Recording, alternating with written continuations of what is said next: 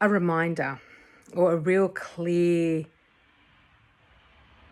direction that I really want to point you in is that just because somebody is happy and humorous and smiling and interacting and connected in a parasympathetic, social, emotional, engaged way does not mean they are not also anchored in their rage.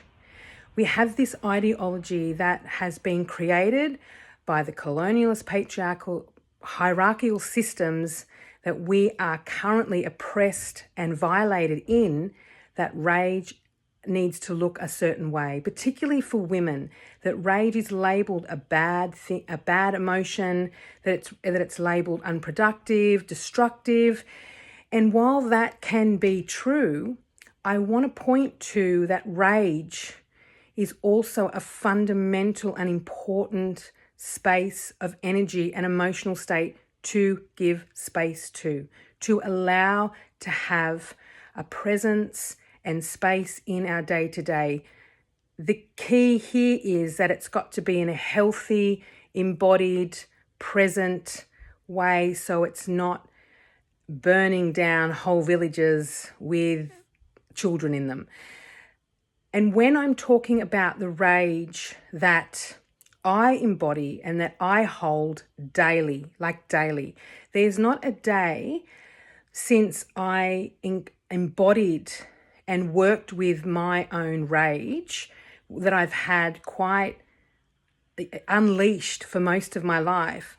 Back like 6 years ago, that I really started consciously working and embodying my rage in a way that is held and whole and restorative, because we often feel or have been taught or feel that rage will burn us out. And yes, it will if it's not embodied, if it's not worked with, if it's not collaborated with. For me, rage is the fundamental primordial force of where all life springs from. It's just another facet. It's just another dynamic energy that brings life, that lifts veils, that brings transformation, but also brings deep restoration and deep healing. And when we move in our lives, and we have this notion that just because a person, particularly a woman, is presenting as happy, joyful, connected, engaged, does not mean that she's not filled to the brim and overflowing with rage. But the rage is embodied. It's not contained in her body. It's permeating and it's mixing with all the other states, all the other places and spaces and energy that she carries through her lineage, with her day-to-day, in her body, in her experience, in all facets of her own life. And it's now woven into the fabric of her being and more accessible in a healthy, titrated, incredibly sacred and healing way.